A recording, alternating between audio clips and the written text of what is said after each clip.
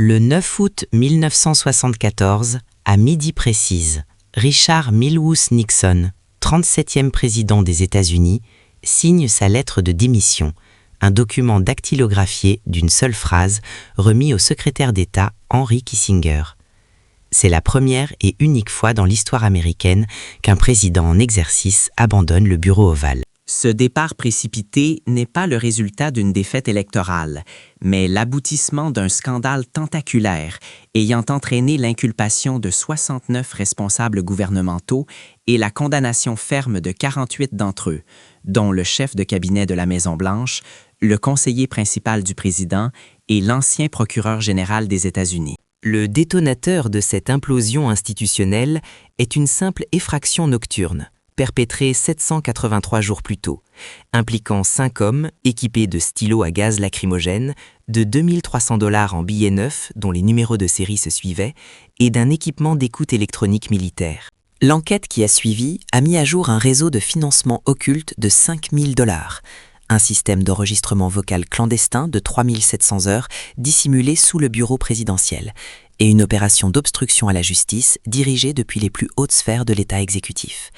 Les données factuelles révèlent une structure de sabotage politique institutionnalisée, financée par des fonds de campagne blanchis via des banques mexicaines et couverte par des paiements de silence en espèces livrés dans des casiers d'aéroports. Le samedi 17 juin 1972, à 1h20 du matin, Frank Wills, un agent de sécurité privé de 24 ans effectuant sa ronde dans le complexe immobilier du Watergate, situé au 2600 Virginia Avenue NW à Washington DC, détecte une anomalie mécanique. Sur les serrures des portes du niveau B2 reliant le garage aux cages d'escalier, il identifie des morceaux de ruban adhésif gris positionnés horizontalement sur les pennes, empêchant le verrouillage automatique. Wills retire le ruban, poursuit sa ronde et revient à 1h50. Le ruban a été replacé. À 1h52, il contacte la police métropolitaine du district de Columbia. L'appel est intercepté par l'unité d'intervention en civil, l'escouade Tactical Squad, composée des officiers Paul Lipper, John Barrett et Carl Schoeffler. Ces 3 hommes pénètrent dans le bâtiment à 2h du matin, éteignent les ascenseurs et entament une fouille méthodique étage par étage. À 2h30, ils atteignent le 6e étage, abritant le quartier général du Comité national démocrate, DNC. Dans les bureaux 29 et 30, la police découvre 5 hommes accroupis derrière des cloisons de séparation. Ces individus sont identifiés comme étant Bernard L. Barker, Virgilio R. Gonzalez, Eugenio R. Martinez, James W. McCord Jr. et Frank A. Sturgis. L'inventaire de leur équipement, dressé lors de leur arrestation, révèle une préparation paramilitaire. 2 appareils photo 35 mm, 40 rouleaux de pellicule vierge, 3 stylos émetteurs de gaz lacrymogène, des outils de crochetage de précision, des gants chirurgicaux, un récepteur de surveillance radio portatif et exactement 2300 $ en billets de 100 $ neufs.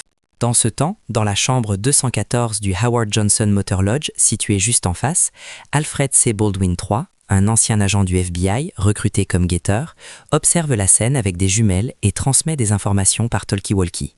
L'analyse des effets personnels des suspects confisqués au poste de police révèle un lien direct avec l'appareil d'État. Dans les carnets d'adresses de Barker et Martinez, les enquêteurs trouvent l'inscription et Howard Hunt, accompagnée des mentions WH, White House et W House. James W. McCord Jr., quant à lui, est formellement identifié comme le directeur de la sécurité du Comité pour la réélection du président, CRIP. L'enquête financière initiée dans les jours suivant les arrestations révèle un circuit de blanchiment d'argent d'une complexité institutionnelle. Le FBI découvre que 114 000 $ saisis sur les comptes bancaires de Bernard Barker à Miami proviennent directement de contributions électorales illégales destinées à la campagne présidentielle de Richard Nixon. L'analyse des flux financiers démontre qu'un chèque de banque de 25 000 $ émis par Kenneth H. Dahlberg, le directeur financier de la campagne de Nixon pour le Midwest, a été déposé sur le compte professionnel de Barker en Floride le 20 avril 1972. Ce chèque, ainsi que 4 chèques tirés sur le Banco International de Mexico d'un montant total de 89 000 $, ont transité par le bureau de Maurice Stans, ancien secrétaire au commerce et président des finances du CRIP. Stans conservait un fonds de réserve en espèces non déclaré d'environ 500 000 $ dans un coffre-fort de son bureau au 1701 Pennsylvania Avenue. Ces fonds étaient alloués au financement de l'unité des enquêtes spéciales de la Maison-Blanche, familièrement appelée les plombiers. Cette unité clandestine, formée en juillet 1971 sous la direction de John Ehrlichman pour stopper les fuites d'informations classifiées après la publication des Pentagon Papers, a vu ses missions s'étendre aux opérations de renseignement politique. Le 30 mars 1972, lors d'une réunion à Key Biscayne, en Floride, John Mitchell, ancien procureur général des États-Unis devenu directeur du CRIP, valide officiellement le plan d'action nommé Opération Gemstone. Présenté par G. Gordon Liddy, ancien agent du FBI et conseiller juridique du CRIP, ce plan prévoyait initialement un budget d'$1 million pour des opérations d'écoute téléphonique, d'effraction, d'enlèvement de dirigeants radicaux et d'extorsion à l'aide de prostituées à Miami. Le budget a été finalement révisé à la baisse pour atteindre $250 000, dont $50 000 ont été spécifiquement décaissés en billets de $100 pour financer l'achat de l'équipement photographique, de la location des chambres d'hôtel et du matériel d'écoute utilisé lors des 2 cambriolages successifs du siège du Parti démocrate au complexe Watergate en mai et juin 1972. Pendant que l'enquête officielle se déploie, la salle de rédaction du Washington Post dédie 2 jeunes journalistes aux affaires locales à la couverture de l'effraction.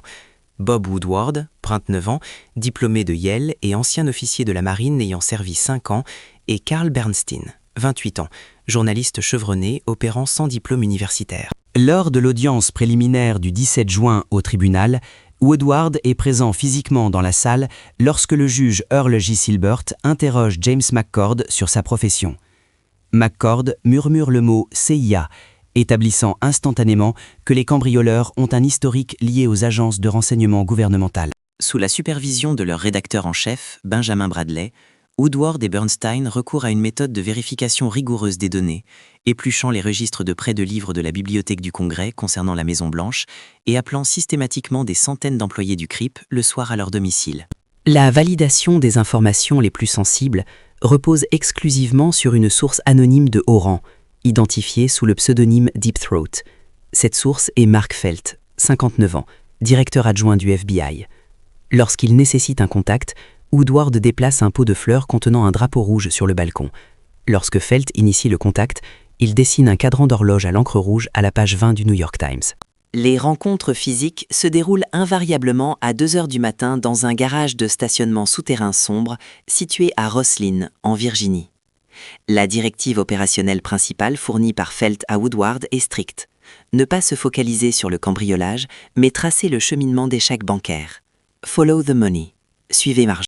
L'implication directe du bureau du président dans une conjuration visant à entraver la justice est actée exactement 6 jours après les arrestations, le 23 juin 1972, à 10h04 du matin, dans le bureau ovale. Lors d'une réunion stratégique, le chef de cabinet H.R. Haldeman informe Richard Nixon que les agents du FBI retracent activement les chèques mexicains blanchis. Nixon ordonne alors formellement à Haldeman d'invoquer la sécurité nationale pour stopper l'enquête fédérale. Les instructions présidentielles exigent que Richard Helms, directeur de la CIA, et le général Vernon Walters, directeur adjoint, informent le directeur par intérim du FBI, L. Patrick Gray, que la poursuite des investigations financières exposerait d'anciennes opérations secrètes de la CIA liées au débarquement de la baie des Cochons à Cuba. Cette directive constitue matériellement et légalement un acte de complot pour obstruction à la justice. Simultanément, une opération de paiements en espèces, qualifiée de « hush money », est mise en place pour acheter le silence pénal des cambrioleurs incarcérés. John Dean, le conseiller juridique de la Maison-Blanche âgé de 34 ans, supervise la distribution d'environ $428 000 en billets de banque intraçables livrés aux avocats de la défense et aux familles des accusés. Les transactions sont effectuées par des coursiers dissimulant l'argent dans des casiers de consignes situés dans des terminaux d'aéroports régionaux. Cependant, Edward Hunt fait monter la pression financière.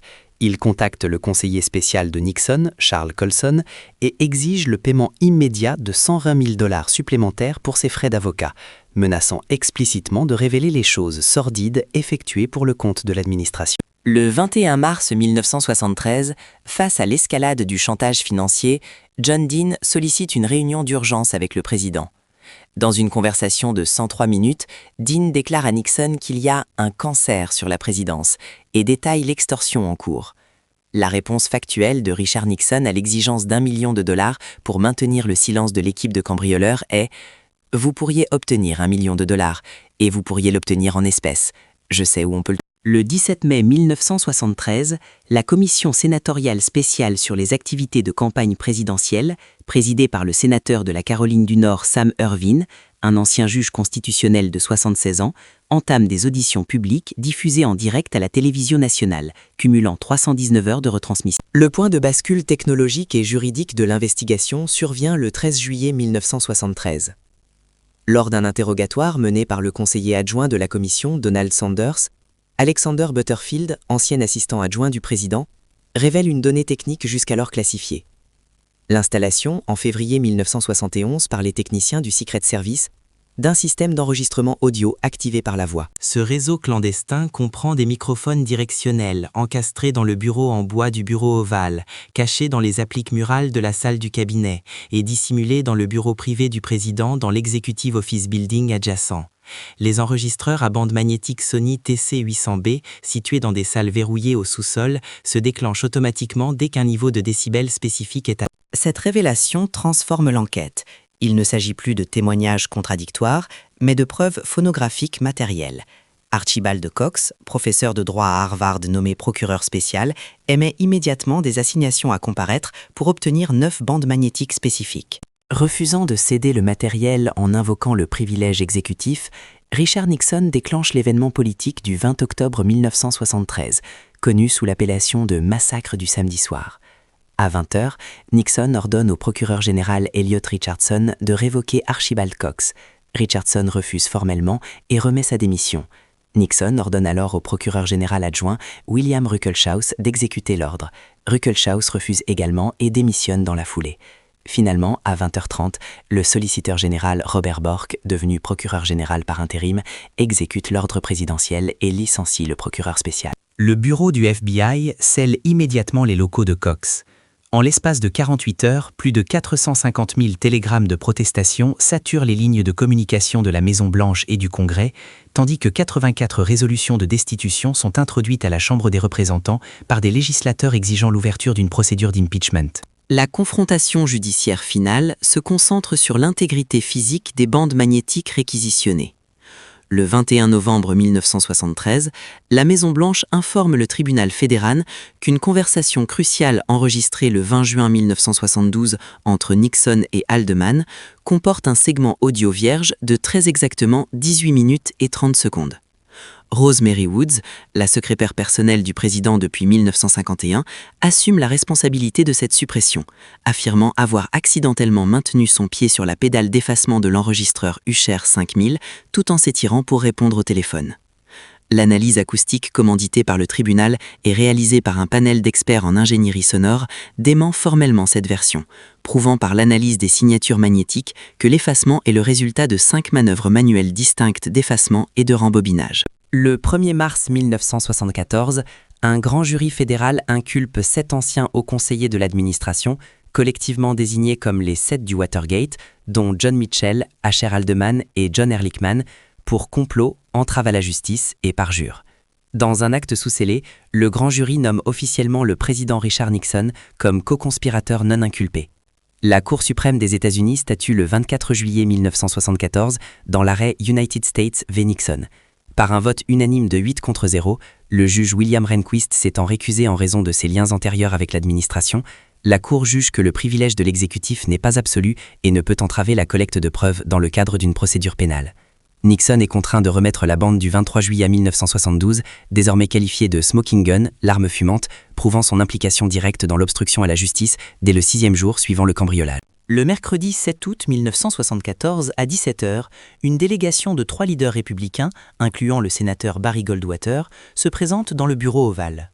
Goldwater informe factuellement le président qu'il ne dispose plus que d'un maximum de 15 voix favorables au Sénat, un nombre mathématiquement très inférieur aux 34 voix constitutionnellement requises pour bloquer sa destitution lors du procès en impeachment qui se prépare inévitablement. Le 8 août 1974, à 21h01, face aux caméras de télévision diffusant en direct depuis le bureau ovale, Richard Nixon annonce officiellement son intention de démissionner, renonçant à la plus haute fonction exécutive sans admettre la moindre culpabilité pénale. Le lendemain, à midi, le vice-président Gerald Ford prête le serment constitutionnel. Exactement 30 jours plus tard, le 8 septembre 1974, le président Ford accorde à Richard Nixon un pardon complet, total et inconditionnel pour toute infraction fédérale qu'il aurait pu commettre. Bien que ce pardon immunise l'ancien président contre toute incarcération, L'écosystème pénal du Watergate se solde par un bilan judiciaire massif.